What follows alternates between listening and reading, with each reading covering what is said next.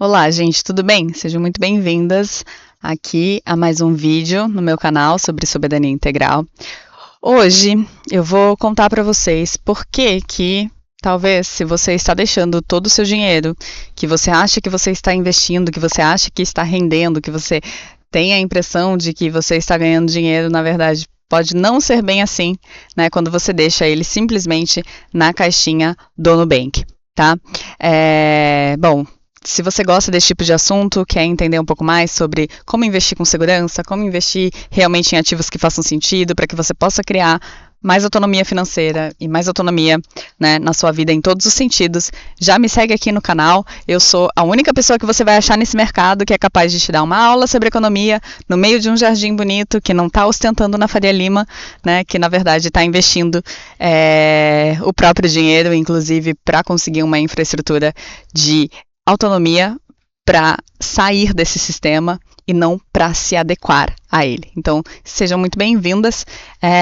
E hoje eu vou dar uma aula aqui para vocês. Quero, inclusive, saber se vocês gostam desse formato, porque eu vou apresentar alguns slides só para o entendimento de todo mundo ficar um pouco mais claro, vocês terem, né, como visualizar melhor todas as informações que eu vou trazer aqui. Bom, então vamos lá entender por que se você guarda dinheiro na caixinha do Nubank, você provavelmente está perdendo dinheiro sem perceber, né? Aqui a gente vai falar um pouco sobre isso. Então, eu quero ensinar para vocês, né, o que é a inflação, quais são os históricos reais que a gente tem, de fato, o quanto o real veio se valorizando ao longo do tempo, porque eu preciso muito que vocês entendam, né, que quando a gente simplesmente investe numa coisa porque ela é fácil, porque ela é acessível, porque daí eu não preciso pensar muito, né? E porque isso dá uma certa ilusão de segurança, porque aí o meu dinheiro está lá no banco e eu sempre vou perguntar para vocês, cara, vocês acham que o dinheiro de vocês está seguro no banco por quê? Né? Essa segurança é em relação a quê? Porque isso pode ser simplesmente uma narrativa que você aprendeu na sua vida, né? Porque desde que você nasceu é o que todo mundo faz. Mas assim, não é bem assim, né, que funciona. Inclusive o caso do Banco Master tá aí para mostrar pra gente que o buraco é um pouco mais embaixo, né? Então, vamos entender, né, como que a inflação funciona de verdade, não o número que aparece no jornal, e sim as compras que você sente todo mês, né? A inflação real, aquilo que realmente bate no seu bolso. E o quanto que essa caixinha realmente rende, né? Depois de todos os descontos, porque há descontos dentro da caixinha do Nubank, tá? Para você entender se de fato isso está fazendo sentido na sua vida.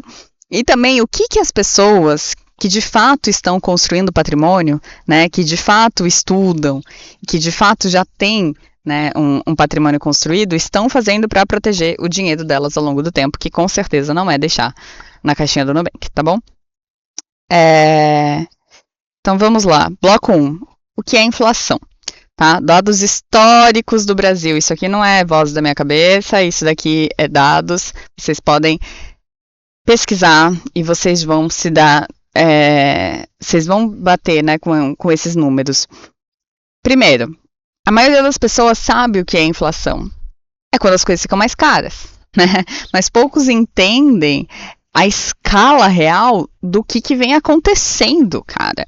Desde que o mundo é mundo, principalmente em países subdesenvolvidos que usam moedas que são mais fracas do que o dólar, né? Porque se você está nos Estados Unidos, você tem uma vantagem que o seu dinheiro não se desvaloriza tanto assim. Mas no caso da América Latina, e a gente já teve episódios na história, né, de hiperinflação, a realidade é um pouco mais complicada, tá? Então, vamos lá. Desde que o real existe, né, em 1994, ele já perdeu 87% do seu valor de compra, tá? Isso aqui, esse número, eu estou usando sobre o IPCA real, tá bom? Então, na verdade, esse número aqui é muito pior, porque ele não fala sobre a inflação real, ele fala sobre a inflação oficializada que todo mundo conhece. Mas mesmo assim a gente não fala sobre esse dado. Esse dado aqui já seria bizarro, né, se ele estivesse certo. Mas a parada é um pouco mais embaixo, né? Isso não é especulação, é o IPCA calculado pelo próprio IBGA. tá bom? Mas vamos usar esse número, então, aqui como base para a gente construir o raciocínio desse vídeo, tá? Se você pegasse R$100 em 1994, né, e guardasse embaixo do colchão, por exemplo, hoje você precisaria de R$875 para comprar as mesmas coisas que esses R$100 compravam lá atrás, né? Então, 87% do valor desses R$100 que você guardou ali teriam simplesmente evaporado. Se você olhar aqui nesse gráfico de barras à direita, a gente vê que a inflação ela também não é igual ao longo do tempo, tá? De 94 a 2004, a gente teve uma inflação acumulada de 152%. Ainda a gente estava pagando o preço da hiperinflação que a gente sofreu, né, antes do Plano Real acontecer. De 2004 a 2014 foi mais de 70%. De 2014 até 2025, outros 82%. Né? No total, são 775% em 30 anos. Para comparar com os Estados Unidos, no mesmo período, a inflação acumulada foi de 122%. O real perdeu, então, 6 vezes mais poder de compra do que o dólar. Tá? E isso tem a ver com a característica estrutural mesmo, né, do nosso sistema monetário. Bom, para entender onde estamos hoje, você precisa saber da onde viemos, não é mesmo? Antes do Plano Real, o Brasil conviveu por mais de uma década com a hiperinflação crônica, um sintoma muito comum, né, em países menos desenvolvidos. Chegou a ser 2.500% ao ano.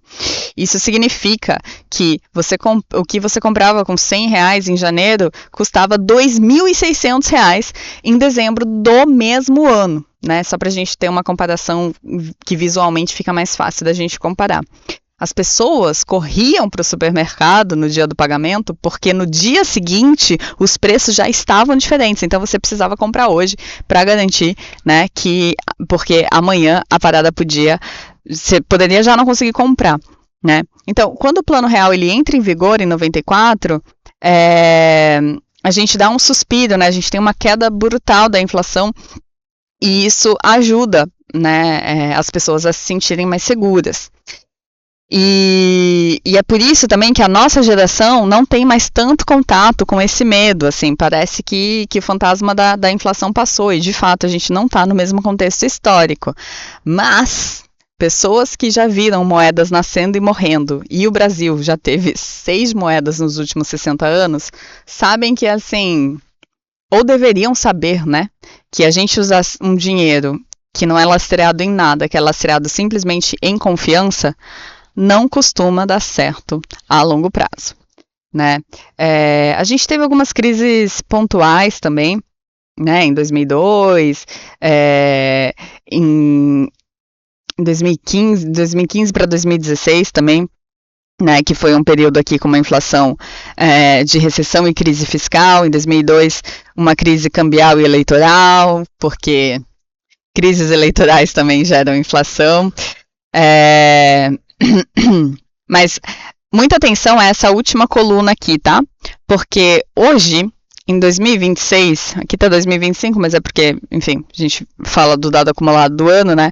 A gente vê um IPCA oficial de 4%, ou seja, nossa, parece que tudo está resolvido, que estamos super bem e tal, mas vamos ser honestos, isso não é a inflação que você sente, né? Isso simplesmente não é a inflação que você sente. Se você paga escola particular para os seus filhos, você sabe que todo ano tem reajuste e ele não é de 4%. Se você paga aluguel, se você vai no mercado, enfim, né? Paga médico, terapeuta, você sabe que os reajustes são bem maiores do que 4%, não é mesmo? E é por isso que eu falo, gente, não adianta a gente acreditar no dado oficial do IPCA, a gente precisa saber o quanto que a nossa inflação pessoal está doendo de fato no nosso bolso. Isso, né, é de fato, assim, o quanto a gente está gastando a mais no nosso dia a dia, mês a mês, durante um ano, né, e principalmente de um ano para o outro, do que o IPCA está falando para a gente, porque dados oficiais, prestem atenção nessa frase que eu vou falar agora, dados oficiais são feitos para deixar as pessoas calmas, são feitos para controlar a opinião pública. Não são feitos para te informar do que é melhor para sua vida. São feitos para deixar você em casa, de boinha, achando que o problema do mundo é que você não se esforça o suficiente, entendeu? Porque se esse tipo de informação ficasse um pouco mais clara, as pessoas se tocassem um pouco mais do que realmente está acontecendo, e é o que eu sempre vou falar, a gente tem um problema de semântica, a gente sofre um gaslighting, porque a gente não sabe nomear os problemas estruturais que criam os problemas que estão causando sofrimento na gente. A gente fica... se a gente soubesse, a gente já teria numa revolução civil. Honestamente. E eu acho que a gente vai chegar lá em algum momento, né? Quem me segue aqui sabe que eu sou bem pessimista em relação às soluções sociais, pelo menos a curto prazo. Bom, mas vamos lá. R$100 em 1994 valem quanto hoje, tá? O que R$100 compravam e o que compram hoje. Então, se a gente for pelo dado do IPCA, que não é o dado da inflação real, mas a gente vai usar ele aqui como uma ilustração, né? R$100 antes, agora você precisaria de R$875 para comprar a mesma cesta, né? Se você fosse no mercado, digamos assim. Uma nota de R$5 que foi lançada em 1994, o que ela comprava hoje, se a gente comparar, ela valeria 64 centavos, tá? Então, esse é o efeito silencioso da inflação, né? Ela não te avisa, você não percebe nada. Por quê? Porque os R$100 são os mesmos R$100, os R$5 são os mesmos R$5. É uma ilusão, assim, é uma narrativa que você não toma consciência da gravidade enquanto ela está acontecendo, né?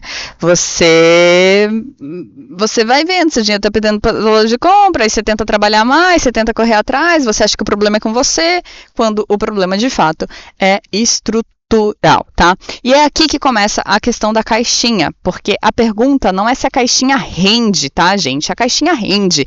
Inclusive você vê lá, pinga centavos na sua conta todos os dias quando você deixa seu dinheiro na caixinha. A pergunta é, ela rende o suficiente para manter o meu poder de compra ao longo do tempo? E quando você coloca os números na mesa, a resposta é um pouco mais complicada do que parece. Então, bora lá entender. IPCA versus inflação real. O IPCA, ele é uma média. E é muito confortável que seja uma média, né? Porque dentro da média, se a gente escolhe aquilo que vai... Primeiro, a gente escolhe os itens que vão estar nessa média, né? E a gente escolhe o peso que vai estar nessa média. Eu posso simplesmente criar uma coisa que é completamente ilusória e que esconde muito os dados da inflação real, né? O IPCA de 2025, então, fechou em 4,26%. Esse é um número oficial, de fato. Mas olha o que aconteceu dentro desse número, né? O etanol, ele subiu 21,6%. A gasolina subiu 10,7%. Saúde, planos de saúde, 6,5%. Alimentos e bebidas, 3%. Isso aqui, eu tenho muitas dúvidas também do que a gente está falando quando a gente está falando sobre isso aqui. Porque se você vai no mercado sempre, você sabe que assim, a comida está aumentando e não é pouco, né? Mas o que eu quero que vocês entendam, assim, é que o que o IPCA mede é uma cesta padronizada de consumo. Para uma família média hipotética, digamos assim. E o problema muito claro é que essa família não é você. Então, assim, você precisa medir o quanto que o peso do combustível vale na sua vida. Se você é uma pessoa que tem carro, por exemplo, você vai para o trabalho todos os dias, talvez a média do consumo de etanol ou de combustível não seja o mesmo na sua vida. Né, se você leva seus filhos para a escola todos os dias e tal, isso tem um peso muito maior. Então, isso quer dizer o quê? Se você vai muito ao médico. Enfim, isso quer dizer que a média do IPCA não é a média da sua vida. Entendeu? Essa média é puxada para baixo por itens como roupas e eletrônicos que geralmente dão uma segurada, eles podem ficar mais baratos, principalmente em 2025 eles ficaram mais baratos porque o dólar não estava tão forte, mas é uma média que é puxada para baixo, tá? Então, é muito importante que você tenha consciência de que a sua inflação pessoal, né, da sua vida, vai ser muito diferente do que a gente vê nessa métrica oficial, né? Mas, enfim, beleza. Vamos usar 4,26%, guarda esse número, tá? Para a gente seguir na construção de raciocínio aqui desse vídeo. Vamos ver aqui como que funciona a caixinha do Nubank em números reais, tá? A gente vai entender um pouquinho, então, como funciona CDI, imposto de renda e o que sobra de verdade, beleza? Para a gente fazer essa conta, a gente precisa entender 3 pontos principais, tá? Primeiro, qual que é o rendimento bruto da caixinha do Nubank, tá? O rendimento bruto hoje é de 14,65%. Eu peguei o número mais atualizado, né, desde a decisão da Selic, que deu uma baixadinha na taxa de juros, e esse é o número que o Nubank te mostra. Ele não está errado, tá? Não é que eles estão mentindo para você.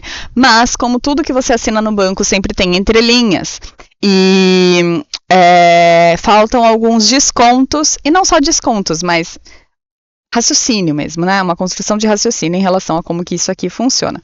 Então tá.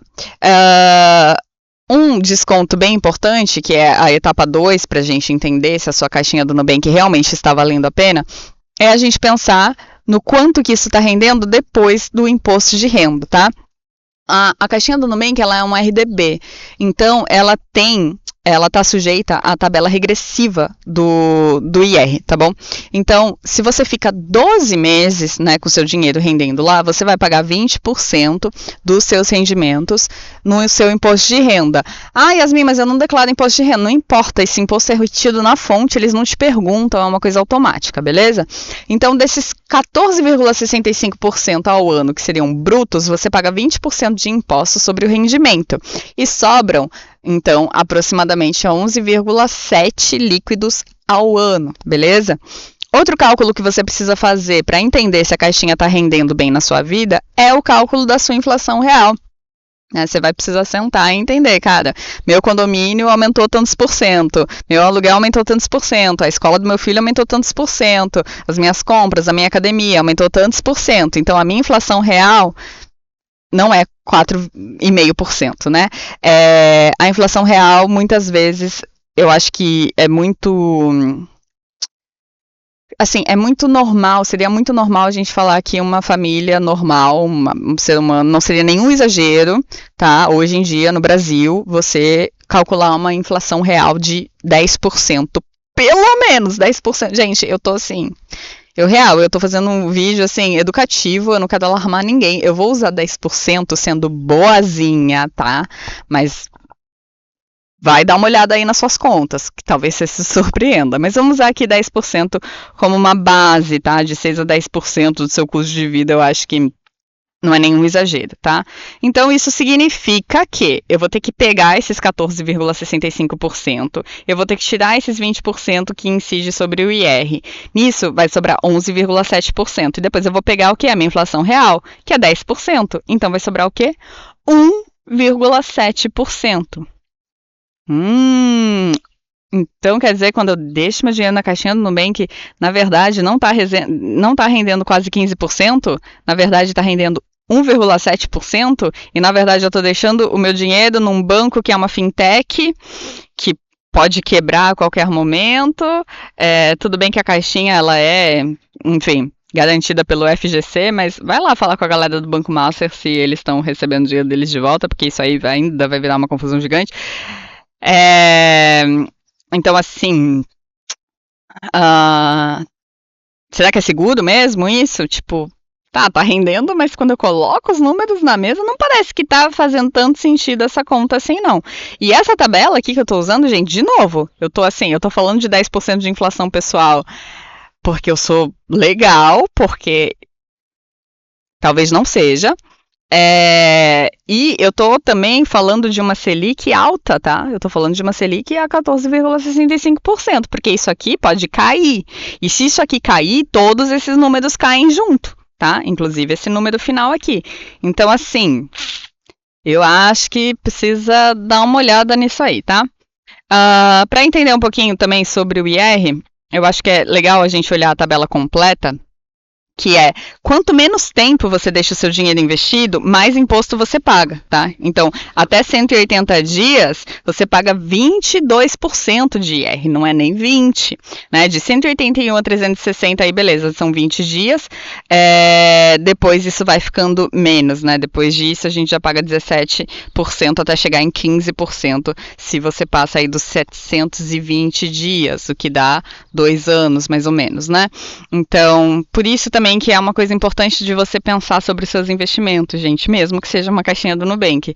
Se você está investindo, você tem que ter um pensamento de longo prazo. Isso é uma coisa que você precisa criar na sua vida, a capacidade de pensar em investimentos para longo prazo, tá bom? Eu não estou aqui para te ensinar a ficar rico amanhã. Eu estou aqui para te ensinar a não ficar pobre devagar, entendeu? Eu falo sempre assim, Bitcoin não é sobre ganhar dinheiro rápido. É sobre você não ficar pobre devagar, sem nem perceber, né, que você está ficando pobre ao longo do tempo. E isso vale também para o mercado tradicional. Quem entra em investimento achando que é bet, tá? Achando que é tigrinho, achando que, eu vou ficar rico amanhã, não é assim que funciona, beleza? Então, tenham consciência e responsabilidade com o dinheiro de vocês, porque a gente sabe que não tá nada fácil de ganhar dinheiro nem de acumular, beleza? Mas bom, o que eu quero que vocês criem consciência, né, sobre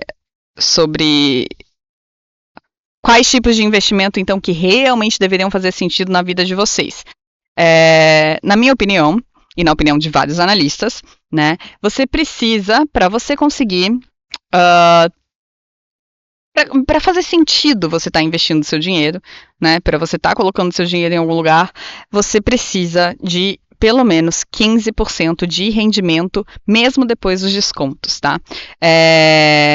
Esse é o tipo de conta que, cara, a gente deveria ter educação financeira, as pessoas deveriam entender isso, assim, desde sempre, entendeu? Mas é uma conta que ninguém te ensina. Para o seu dinheiro crescer de verdade, ou seja, para ele aumentar o seu poder de compra de forma geral ao longo do tempo, esse rendimento bruto ele precisa cobrir a inflação. A inflação do IPCA? Não, a inflação real.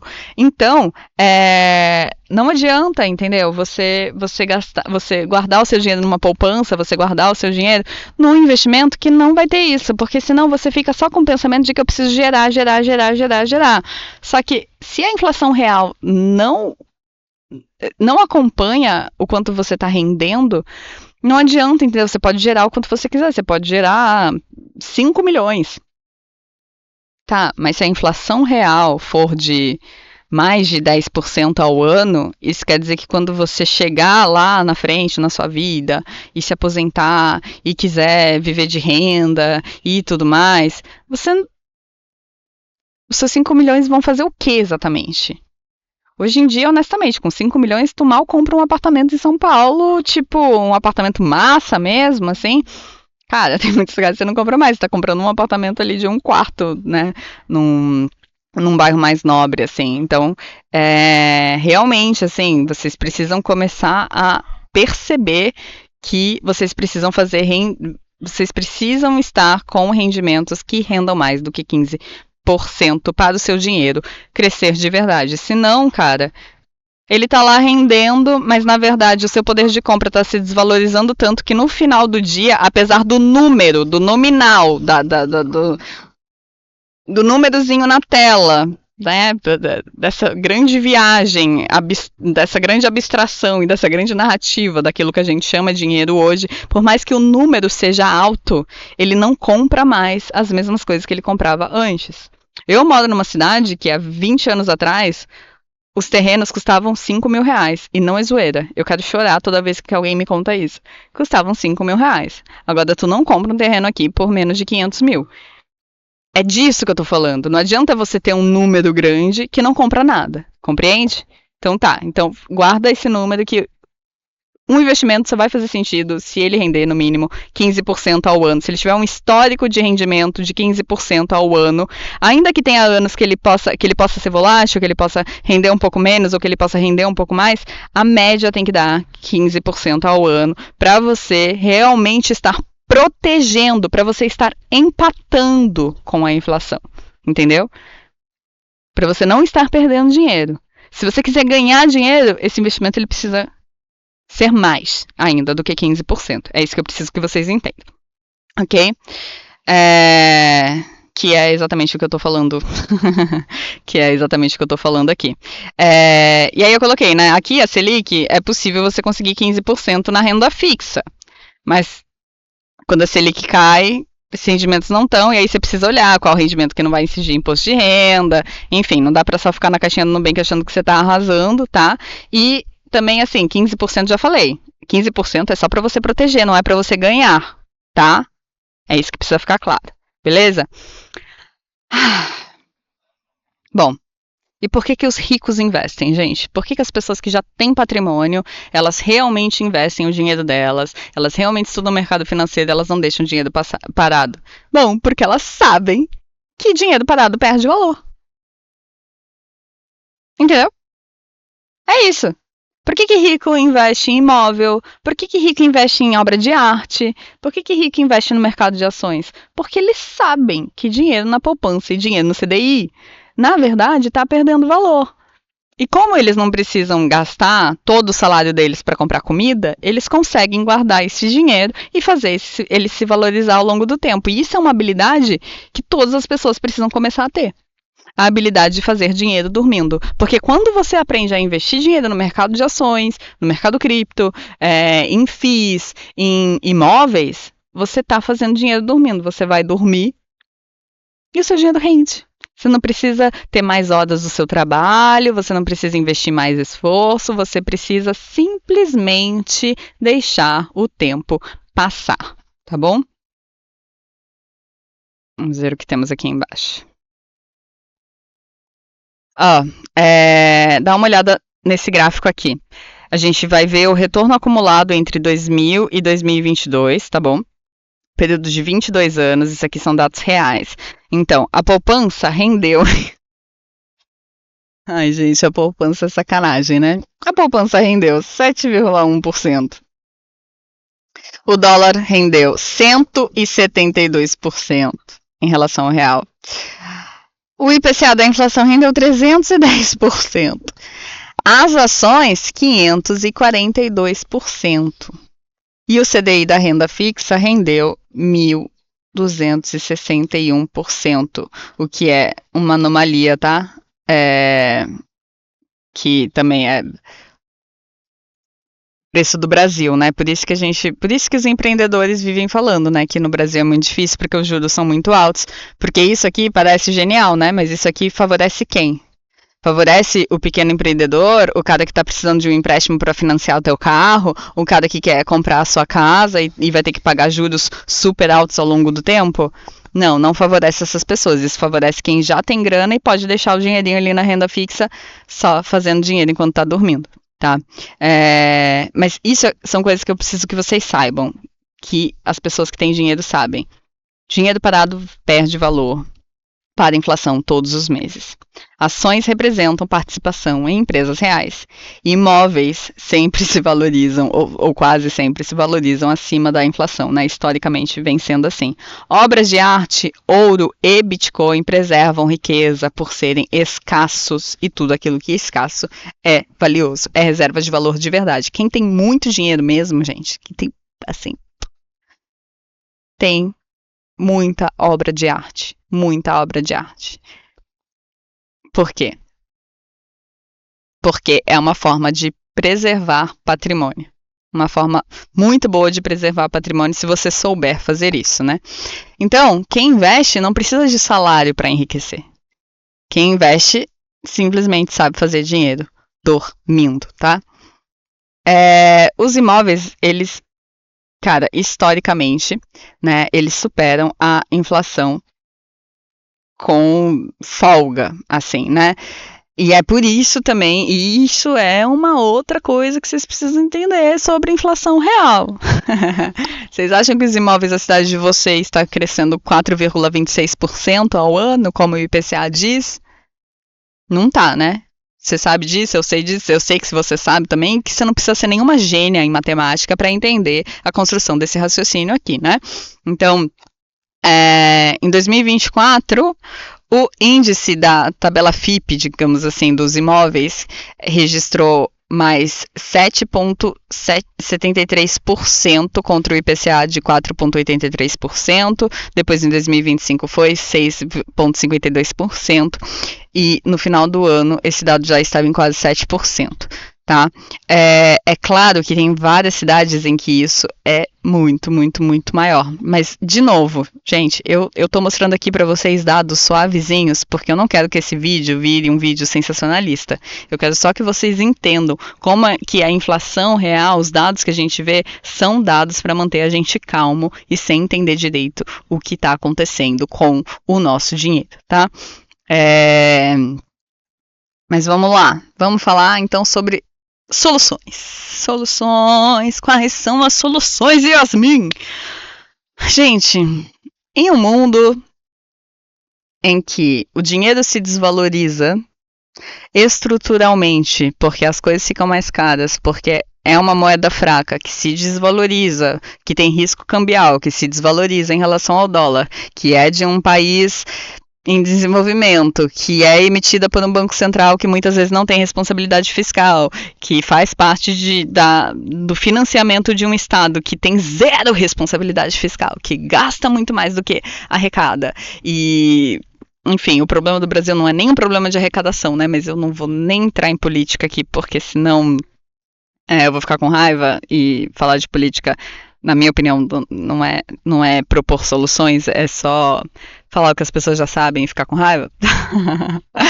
O que eu gostaria de explicar para vocês aqui nesse último bloco, que para mim é o mais importante, tá bom, no que eu invisto então, que de fato vai me dar segurança e que de fato vai conseguir me fazer preservar o meu patrimônio ao longo do tempo, se eu já não sou um milionário que tem capacidade, o quê? De comprar um imóvel, de comprar uma terra, de comprar um terreno, né, um imóvel ou uma obra de arte, porque, gente, para você comprar um terreno hoje em dia tá caro, para você comprar uma obra de arte hoje em dia você já tem que estar num patamar de vida que não é, né? Não estamos, né? E muita gente também, quando olha para o Bitcoin, fala para mim assim, nossa, Yasmin, mas está muito caro. Mas talvez o que as pessoas não saibam é que Bitcoin não é que nem terreno, Bitcoin não é que nem obra de arte. Eu não preciso comprar um inteiro, eu não preciso comprar o quadro da Mona Lisa, eu não preciso comprar o terreno de 1.500.000, eu posso comprar R$50 de Bitcoin. Eu posso comprar uma fração, eu posso comprar 0,000 Bitcoin, entendeu? E ir acumulando ele aos poucos. Isso me dá acesso a um ativo que é escasso, a um ativo que vai se valorizar ao longo do tempo e que eu não preciso perder toda a minha liquidez e me descabelar achando que eu preciso gastar uma grana com isso. Não, eu preciso só me organizar para poder ir acumulando ele ao longo do tempo, porque é ele que vai me dar essa reserva de valor que eu tanto quero para poder preservar o meu poder de compra ao longo do tempo, beleza? Então,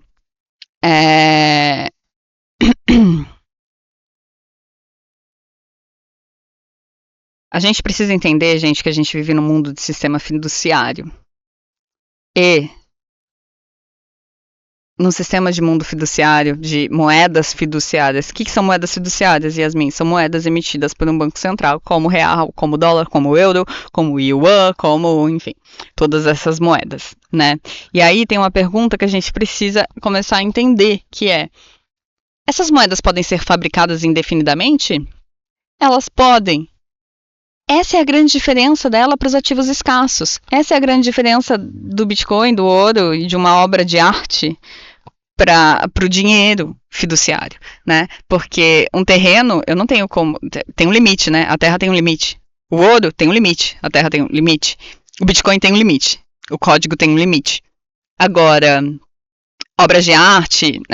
obras de arte também, né? Então você tem... Cara, aquelas obras de arte, daqueles artistas. São coisas raras, são coisas escassas, né? Mas o dinheiro não. O dinheiro ele pode ser fabricado indefinidamente. O real pode, o dólar pode, o euro pode. Qualquer governo, em qualquer momento, pode decidir imprimir mais dinheiro. E quando isso acontece, cada unidade de moeda que você já tem vale um pouco menos. E é por isso que países em desenvolvimento entram em cenários de hiperinflação com tanta frequência. Porque você tem um Estado irresponsável, um Banco Central irresponsável, que não sabe lidar com os desafios fiscais que tem e que, por muitos motivos, acaba imprimindo mais dinheiro, né? E criando inflação e deixando a população pagar a conta. Agora, o ouro ninguém fabrica. O Bitcoin tem 21 milhões de unidades e não tem como você... Não tem como você imprimir mais, entendeu? Então, essa é a grande diferença entre um ativo que é de fato escasso e um ativo que não é escasso. Você tem uma limitação natural de um ativo que realmente pode ser uma reserva de valor. Enquanto que o real, gente, honestamente, ele pode nem existir daqui a 20 anos, né? Se a gente olhar historicamente pela história do Brasil, tem menos chance do real continuar existindo daqui a um tempo do que dele, de fato, seguir existindo, tá? O ouro, ele é a reserva de valor mais antiga da humanidade, tá? Ele tem 5.000 anos de história e faz muito tempo que as pessoas fazem as suas reservas em ouro, né? Mas por que isso acontece, cara? Não é uma decisão, não é meio que uma decisão, tipo, alguém escolheu o ouro. Tem isso também, mas o mercado escolheu o ouro há milênios porque ele tem características específicas. Ele é raro, ele dura para sempre, ele não é fácil de produzir, né? Essas características da escassez, da dificuldade de produzir, da limitação também da própria natureza, né? Da finitude desse ativo, é o que faz com que ele tenha sido reserva de valor por tanto tempo, né? E aí, se você olhar, gente, o valor do ouro, cara, em 2018 era 1.268 mil dólares a onça, né? Eu acho que é a onça que a gente está falando aqui. Em 2020, 1.770, em 2022, 1.800, em 2023, 1.940, em 2024, 2.350, em 2025, 3.500, em janeiro de 2026, o ouro está custando 4.618 dólares. Isso significa que ele teve um rendimento de 264% de 2018 até 2026. Isso só nos últimos anos dá 164% de valorização. Parece melhor que a caixinha do Nubank, sim ou não? Compreendem a diferença da valorização quando um ativo é escasso? E assim, de novo, eu tô fazendo esse vídeo, eu poderia estar sendo assim, no clickbait, a sensacionalista e tal, porque o ouro alcançou 5.500 dólares, 5.400 pelo menos, eu tenho certeza que alcançou, não há muito tempo, tá? Deve fazer uns 2 meses. E é que ele caiu e tal, mas os números, né, são bem maiores ainda que isso, tá? Então, eu recomendo, não é recomendação de investimento, eu não posso falar isso, mas eu recomendo estudar em ouro, tá? Como que investe, tem ETFs, tem formas de investir em ouro, tem formas de inclusive você ter ouro físico, né? O ouro, ele é o ativo mais aceito no mundo inteiro. Se você chega com o seu real no Oriente Médio, provavelmente você não vai conseguir comprar nada, mas se você tem uma barra de ouro, cara, você troca ela pela moeda local facilmente, isso em qualquer lugar do mundo, qualquer centro urbano, tem aquela galerinha do compro ouro, pois é, porque é um ativo que você pode usar ele a qualquer momento, em qualquer lugar, de maneira muito fácil e é de fato uma reserva de valor, tá? Por causa de todas essas características, então eu acho que é interessante sim você dar uma olhada, né, em como que você consegue exposição a este ativo. Mas o ouro ainda é conservador. É um ativo que existe há 5.000 anos, que tem grandes rendimentos, mas ele ainda é um ativo bem conservador, tá, gente? Se vocês quiserem a versão digital do ouro,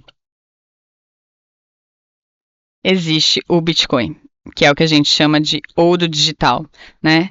É um ativo que tem uma escassez programada em código.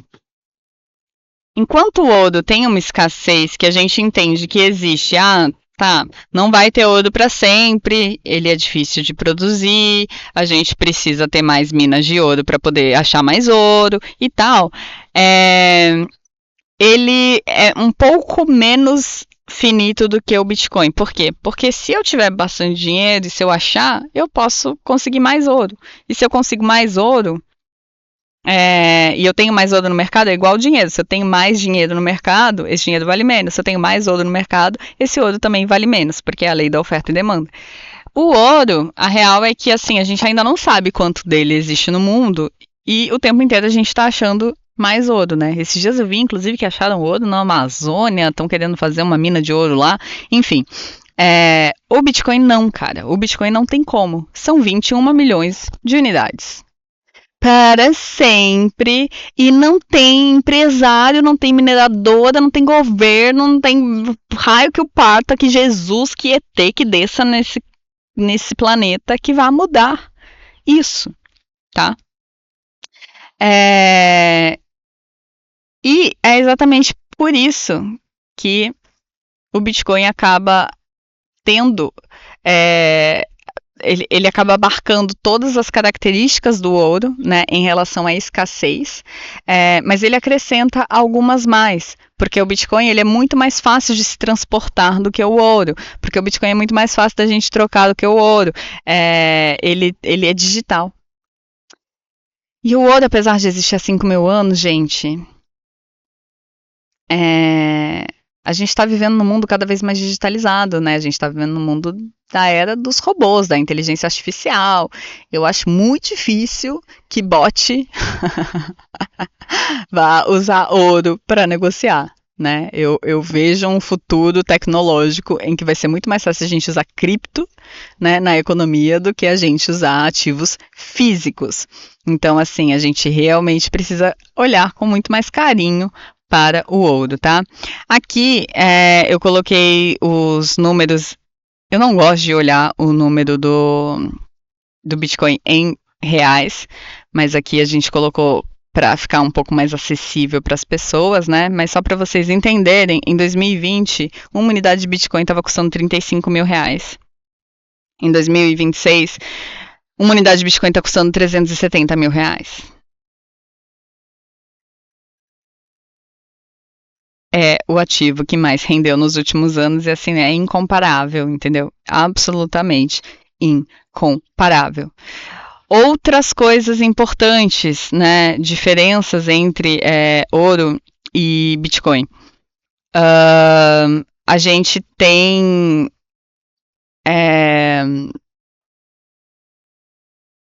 tem no Bitcoin a possibilidade da gente fazer a nossa autocustódia, tá? O ouro também, né? Mas é isso, ele não é tão transportável.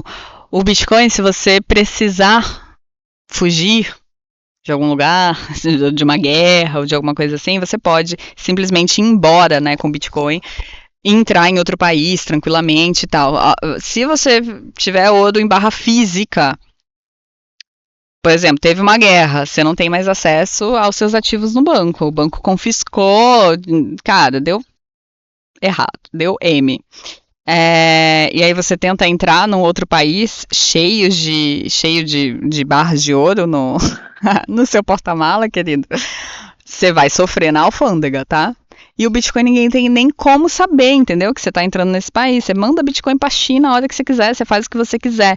Então, eu acho que também, além da gente estar entrando num mundo cada vez mais tecnológico, em que os jovens, cara, estão nascendo já com o celular na mão, estão tendo muito mais intimidade, né, com o digital, a gente também, ele também tem algumas características que a gente entrando no mundo em que a gente tem muito mais risco de virar um refugiado de guerra, um refugiado climático, e com países se mostrando cada vez mais autoritários e várias coisas estranhas acontecendo, também há de se pensar, né, que o Bitcoin tem uma característica muito importante de ser inconfiscável e de ser fácil de se transportar, que as pessoas subestimam o valor que isso pode ter nos próximos anos, tá? Aqui tem um comparativo, né, então, entre o ouro e o Bitcoin. Enfim, um tem 5 mil anos de história, o outro tem 15, né, é um jovenzinho, e é por isso que é tão volátil também. A galera faz muito essa comparação, Bitcoin não é reserva de valor porque ele é muito volátil. Bom, o ouro também era quando ele tinha 15 anos, tá bom? O ouro tem essa escassez natural, o Bitcoin tem uma escassez fixa, né, ninguém vai conseguir abrir uma mina de Bitcoin e minerar mais Bitcoin do que o que está no código, né? Entre 2018 e 2026, o ouro cresceu 264%, enquanto o Bitcoin, na metade desse tempo, cresceu 1000%, tá? O ouro tem uma volatilidade muito baixa, e o Bitcoin tem uma volatilidade muito alta. O ouro você vai ter que, enfim, investir num ETF, provavelmente, ou ter ele físico, mas se você tiver ele físico aí, né, a gente não está falando de rendimentos, assim, a gente está falando de outra coisa, mas o Bitcoin ele é muito mais acessível, você não precisa ter, você não precisa se expor ao mercado acionário, né, você pode comprar Bitcoin via corretora e via P2P também, mas isso aqui, né, é uma parte de usabilidade que eu vou ter que falar em outro vídeo, tá? O ouro é conservador, enquanto o Bitcoin é arrojado, né, e o princípio é esse. São escassos porque ninguém fabrica mais e ninguém imprime mais. Então, eu acho que o que eu gostaria de trazer aqui para vocês é justamente isso. Organize, né, o seu dinheiro em camadas, assim, da mais segura para a mais estratégica, né? Você precisa ter ativos escassos para proteger o seu dinheiro ao longo do tempo. Ouro e Bitcoin sendo os meus preferidos, ações e imóveis para quem gosta. É importante também ter uma renda fixa, não vou falar que não, né? Mas principalmente Tesouro IPCA+, tá? Eu acho que é o melhor hoje em dia que você pode tá investindo, né, para poder ter um rendimento de fato legal. Tem uma reserva e tem a caixinha do Nubank, mas como uma reserva de emergência, né, um dinheiro que você vai deixar para você não ficar ali parado na conta corrente, mas esse não pode ser o seu único investimento, tá, porque isso não está protegendo seu patrimônio de maneira nenhuma, ok? Então, para concluir aqui, os 3 pontos que ficam, que eu quero que você entenda, é que o real perdeu 87% do valor desde 1994, e isso é o número oficial. A gente sabe que é bem pior. A inflação que você sente é bem maior. O rendimento bruto da caixinha não é o que chega no seu bolso, tem descontos que você não está vendo, e o seu rendimento pode chegar perto de ser negativo, dependendo do seu estilo de vida. Em terceiro, se você quer enriquecer, se você quer construir patrimônio, você precisa pensar com a cabeça de quem está construindo patrimônio. E você precisa saber que dinheiro parado perde valor, ações, imóveis, ouro e Bitcoin são ativos que crescem mais rápido do que a inflação.